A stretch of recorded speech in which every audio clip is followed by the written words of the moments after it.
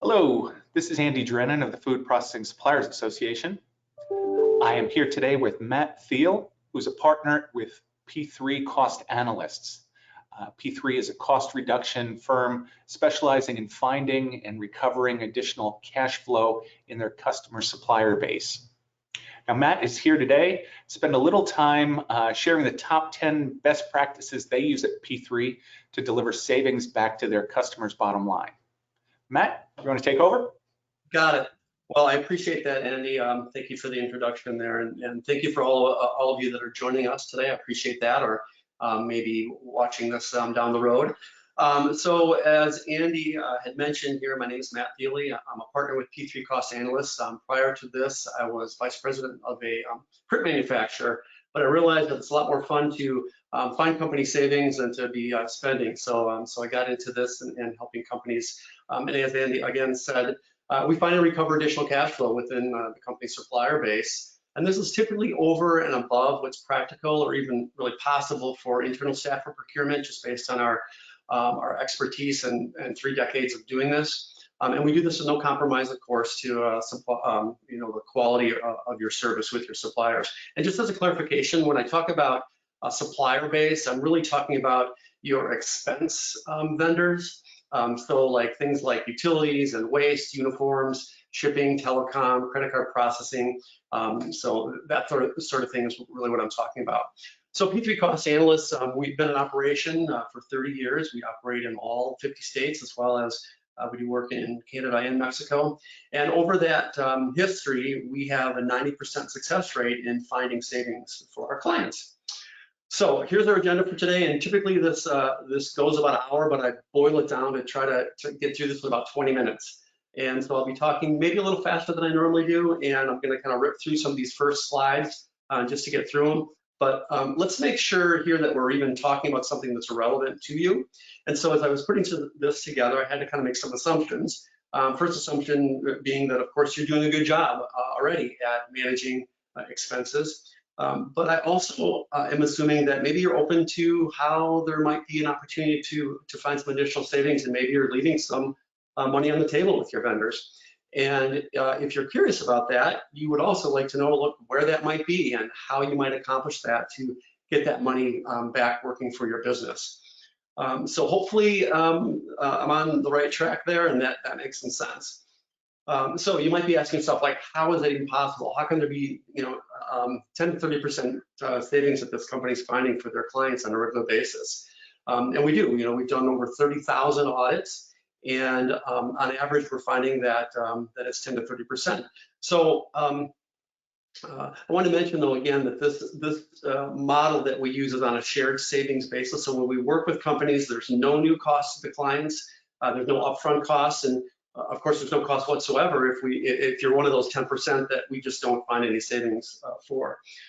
So let's set aside just for a moment that you even believe it's possible that your company might have some savings opportunities. Just do a quick kind of equation in your head. So think about your major operational expense categories, and you look at your utilities and your waste, and combine what you think you spend or what you spend every year. And if you could drive 20% of that in savings and only put half of that even back to your bottom line, would it make sense? Would that be something that you'd like to take a closer look at? And I know you're asking yourself again, how can it be possible to leave this much on the table? So let's look through some of those reasons why it is possible. First of all, think about the typical supplier customer setup, right? The goal of your supplier sales force is really probably not any different than your own goal, and that is to do the most business at the highest margins with your customers. I mean, that's just the typical relationship. And so you have to, again, think and ask yourself, why would any supplier make it easy for us to get the best possible terms at the best possible rates? Second reason, most companies, they make sure that their procurement team really understands the needs of the business, but they don't realize that the greatest leverage comes from understanding each supplier and their individual industries, knowing them well enough where their costs and margins live within that industry. Like, for example, if if you and I were on one side of the table negotiating with a supplier that does exactly the same thing that you do, who is going to end up with the best terms and the best rates? Obviously you are. You know the jargon.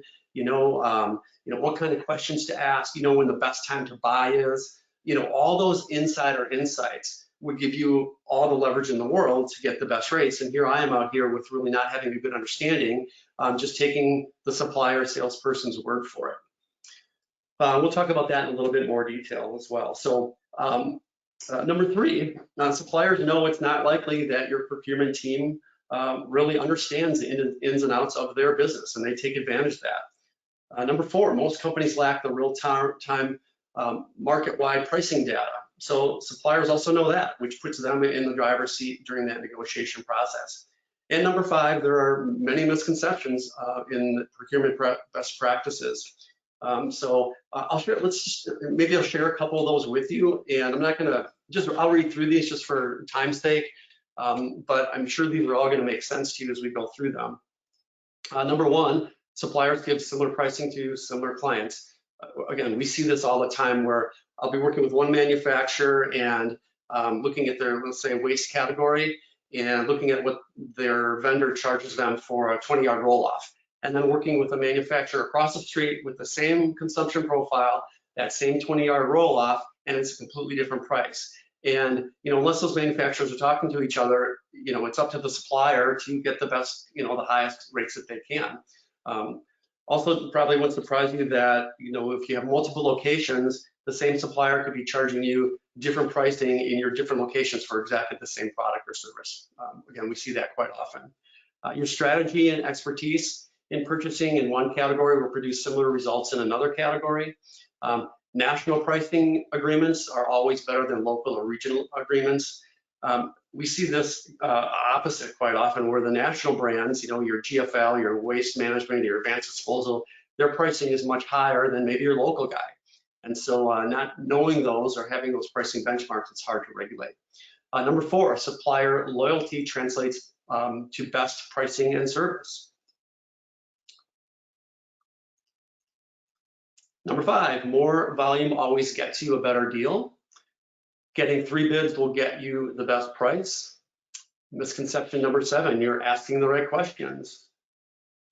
Number 8, group purchasing will always get you the lowest price.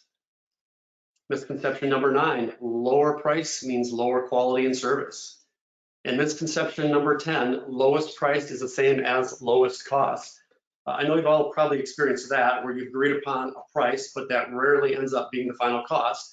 Once you add in the fees and taxes and surcharges, and even the costs of, a missed container haul or poor customer service, those are all costs. And so that's a misconception that lowest price is always the lowest cost. And again, I suspect that none of this is a surprise to you, but the thing is, even if your staff or your procurement professionals don't have these misconceptions intellectually, they often do in practice. And so these belief systems are very common. And so you have to ask yourself, how might these be impacting the behavior of our procurement efforts? So here we go. Well, this is kind of getting into the meat of things now, where you've looked at reasons why companies are unknowingly overpaying. Let's talk about how you can keep these issues from limiting your organization's expense management efforts. And we'll walk through our 10 best practices here at P3 Cost Analysts and how we take our customers from good to exceptional, and how we're able to deliver that 10 to 30% savings that you can put back to work within your organization. So here we go with the best practices. Best practice number 1, commit. So develop a strategy and a plan. I mean, that seems obvious, but this doesn't mean going out and getting 3 bids and picking the lowest price, or deciding to review the expenses when they come up for contract renewal, or picking the top 3 industry names and pitting them against each other. That's not really a strategy. What we're talking about is implementing these next 9 best practices and making those work for you in finding cost savings. So number 2 is analyze. Analyzing your purchase history within your organization, within each vendor category. And in our case, when we work with a company, of course, we have to do this, we don't have a choice. We weren't there when the history was created. We're coming from the outside. So we have to go in and really do a detailed analysis of that purchasing history. Most companies don't do this because they were there when the history was created and really think they know what's been going on. But I'll tell you, so often we'll find over and over, almost in every case, when we report the purchasing history that we've uncovered back to our clients, they're surprised. We find that companies are not actually spending what they think they are. They're using more suppliers than they think. They're not buying what they thought. They're surprised at who's actually doing the buying and how they're doing it and when they're doing it. Far more than you'd like to know. Items are purchased off contract. They're not getting the credits that they thought. There are billing errors. Pricing's not tied to the right index. They're not strategically bundled or unbundled in the best way possible. We often find that the same suppliers are billing different locations. I mentioned this earlier, different locations, different pricing on some of the items and services. We find clients that are being billed and charged incorrect fees and taxes. And, it's really not always about the price. It could be about a refund. We just had, this is a recent example where we were working with a manufacturer on their electric bill, and we found that they, when we went back and did this historical analysis, we found that they had stuck meters, they had incorrect fees, and they had misapplied taxes, and we were able to get them a $220,000 refund check, which was pretty nice. So, and I know that pouring through invoices over past years, we'll go back 2, 3, 4, sometimes more than 5 years, depending on if we're finding a mistake that keeps reoccurring to be able to get that refund. So number 3 here is define the qualitative needs. So you have to be very clear about what the qualitative needs are and what the requirements are. It goes just beyond price. When P3 works with a company, it's not just lower price, it's value. And to determine that, we have to define the qualitative needs. And so when we look at that, we look at a couple different things here. We want to capture the value of things like service level agreements, quality and delivery records, account management and service, problem escalation processes, for example, systems integration. Again, the objective, is getting a low price, but it's also the highest value. So the most benefit, of course, at the lowest cost. And to do this, you really have to understand what those qualitative needs are. Number 4, understanding your buying assumptions. This, again, is something that when we work with a company, we have no choice but to do this. We rarely find that companies do this internally. So we have to ask certain questions like, what are the supplier requirements and the buying behaviors? Are they actually taking place, and when did they take place? We always find, again, many assumptions are no longer valid, they're not appropriate, and they're really not necessary. So too often when we ask clients this, so we'll hear, well, this is the way we've always done it. And Bill's been in the procurement office heading that division for 20 years and been doing a great job. And if it's not broken, well, why fix it? But there are some assumptions that really should be reviewed. And again, to better illustrate that, we recently worked with a manufacturer to right-size their containers. We did a historical statistical analysis on their consumption profile, and we found that their containers were underfilled and overhauled. So they were taking them, their hauls were happening too often. So once we had that right size and fixed that schedule, we also were able to help them implement some new recycle programs. So not only did we save them a bunch of money, but we also made them a greener company.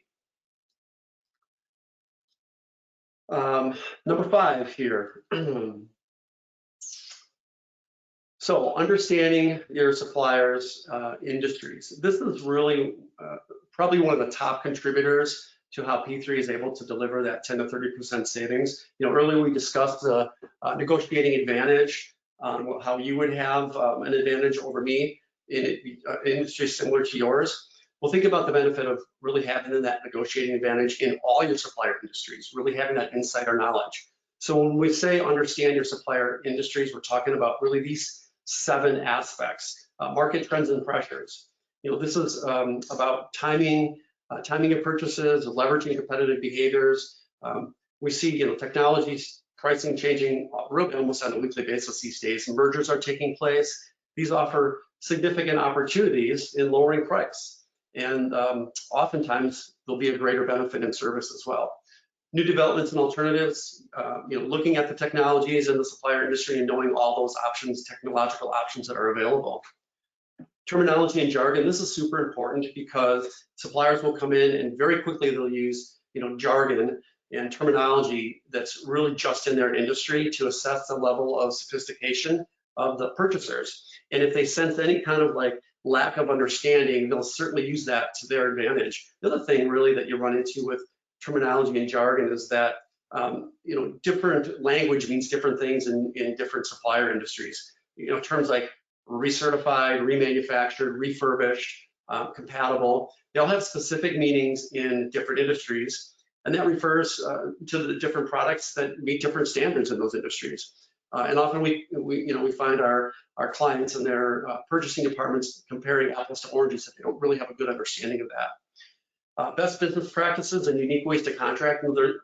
You all have seen a million different supplier contracts out there, a lot of legalese, and sometimes it's really tough to navigate that. And if you don't really understand some of the options within a contract, it leaves you in a tough contractual situation, sometimes a bad contract. In a number of these industries that we work in, it's sometimes a nominal fee to buy out a contract, pay the termination fees, and then come in with a much better terms, much better pricing, and in the long run, your net gain is massive. So really understanding that and how to navigate those different contractual arrangements. Cost price drivers, this refers to how ordering patterns, frequency, location, timing, all have different impacts on the supplier industry. So each supplier, again, has a different cost to serve, and you need to understand what those are. Some states have different taxes and requirements that are put on the vendors. Labor, landfills, in regard to waste, power generation and transport for electric, infrastructure for utility. I mean, it goes on and on. So understanding what those costs to serve are within each industry. Pricing benchmarks. So not sure if this association has a pricing benchmark database available to you, but I'm sure many of you have access to different databases.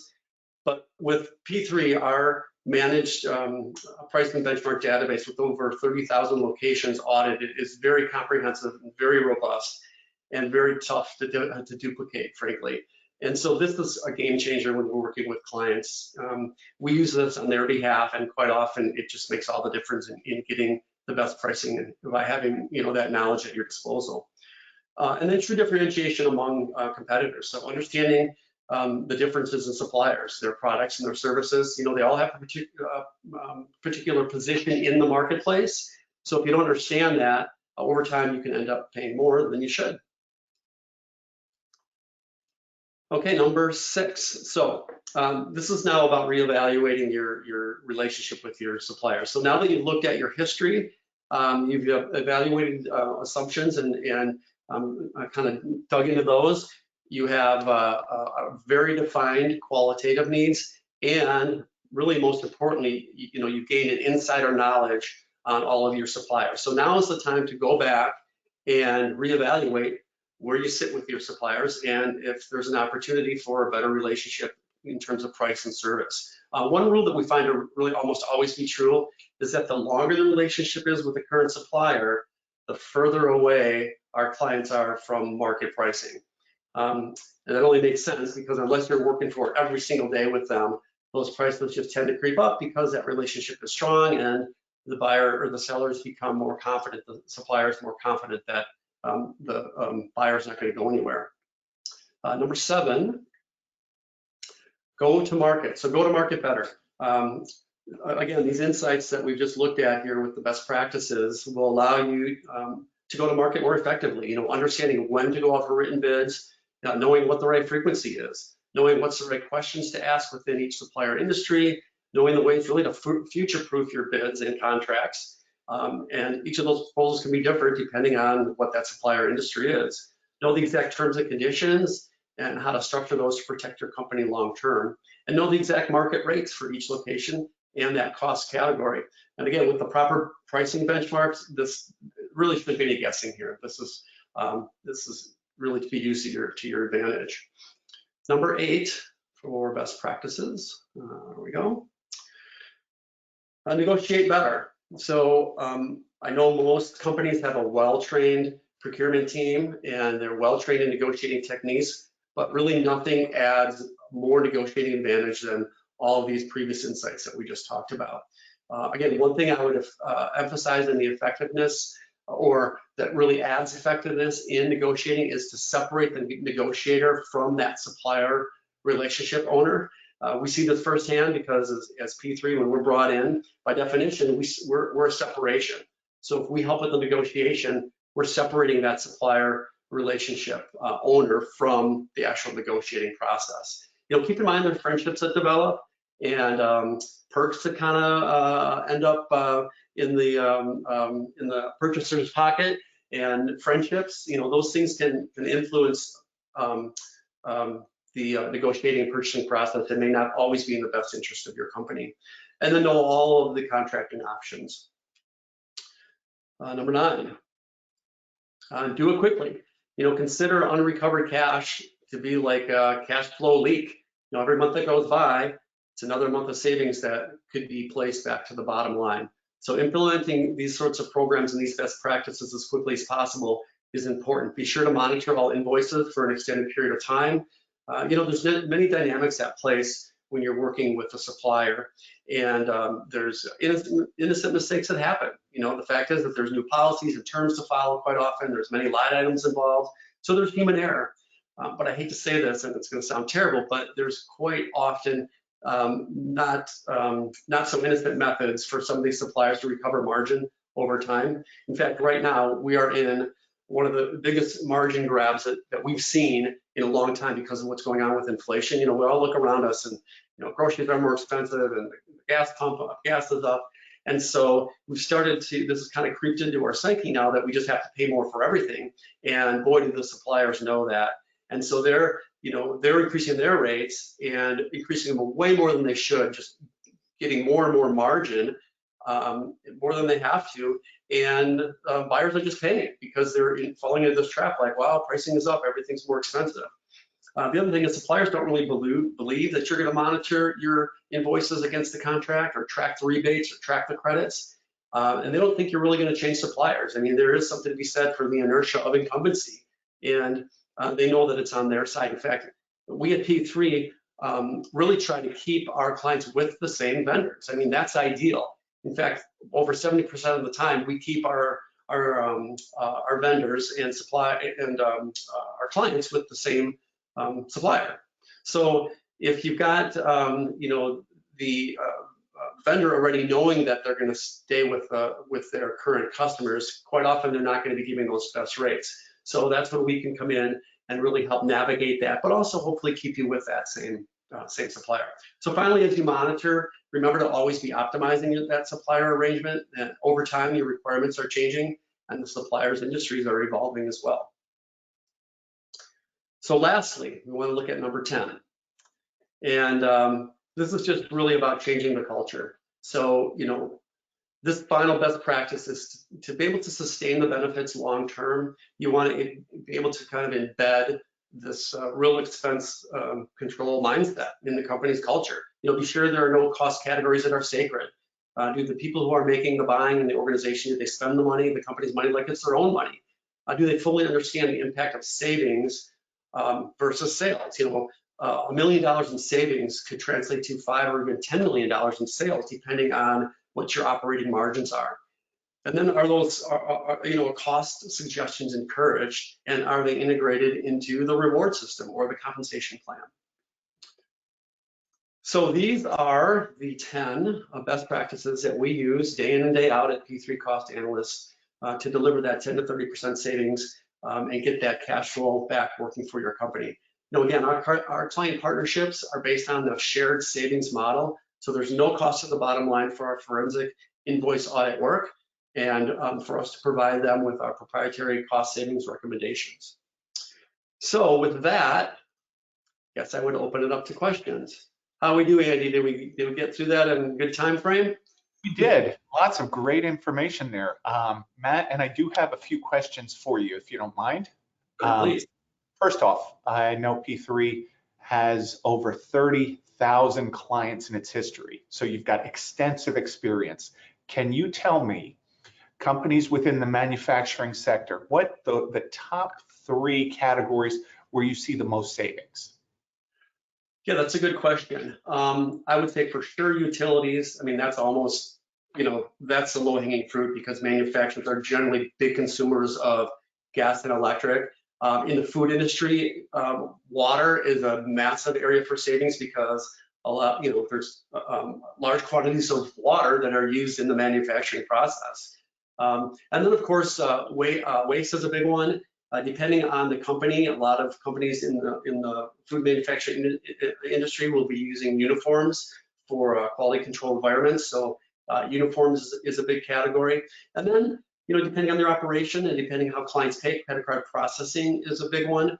Maybe shipping, I'm not sure. So, but I would say waste, utilities, uniform, linens, and then some of those other ones, possibly telecom, possibly. But those are really the top three, I would say, Andy.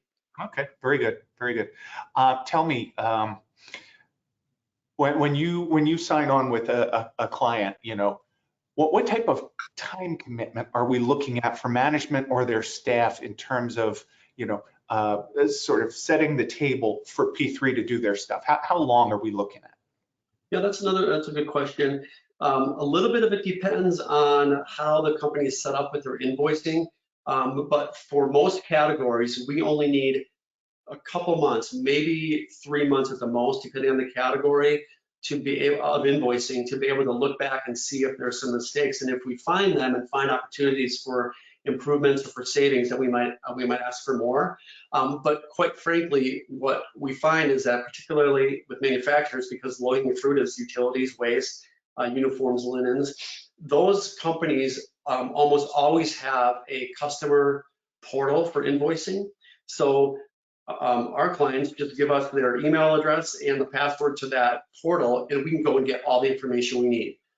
So we really just need current contracts and a few months of invoices, and we can dig right in. So it's very low impact on management team or staff. We do all the heavy lifting on our end. I see. So it's really not painful. No, nothing. Right. Good. Tell me, that customer signs the contract with you guys today. In I don't know, an ideal case scenario, how soon might they see money hitting their bottom line? Yeah, that's really going to depend on the category. For example, I was just working with a client who had a new building, and it was a couple years old, and we went and looked at their utilities, and the general contractor had set them up on the wrong tariff classification. And so we immediately went back to the utility company and got that changed, and they saw savings immediately, right? In fact, it was about 18% savings on their electric bill every month in 30 days. It didn't take long at all. Now, that can be very different with other categories. I'm working with one client where we're integrating some new things with telecom to implement savings, and it's taken many months, multiple months. So, but I would say the average, Andy, from start to when you see money hitting your bottom line is going to be about 3 to 4 months typically.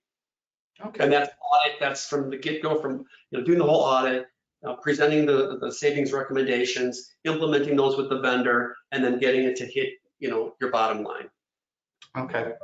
Obviously, it's different for every customer and every category. So I would encourage our members to reach out to Matt to investigate that, because there's lots of good opportunity here. And Matt, let's see, next steps: audit assessment, no fee. This is all good stuff. Yeah, so again, as I had mentioned a couple times, we have a shared savings model. So there's never any cost to the bottom line. This is all new money that we bring into your organization, and once it hits your bottom line, then we ask you to share some of that. And again, if you're that 10% that we don't find savings for, there's no cost at all. You just get to rest easier at night knowing that all of your vendor expenses are in line and there's no cash leak. Okay. So, do you have there we go, Matt's contact information. Wonderful. Yeah. So anytime if anyone wants to reach out to us, we're happy to kind of walk through some of the details of the process and give you a free analysis of what your vendor expense look like and how you might be able to reduce those and get that cash flow back working for your company. Very good. Well, Matt Thiele, it's been a pleasure seeing your presentation, and I hope all of our members reach out to you because you don't want to leave money on the table. So, That's right. Matt, thank you so much. Thanks again, Andy, for the opportunity, and thank all of you online that are watching this. Appreciate it. Take care now. Bye-bye.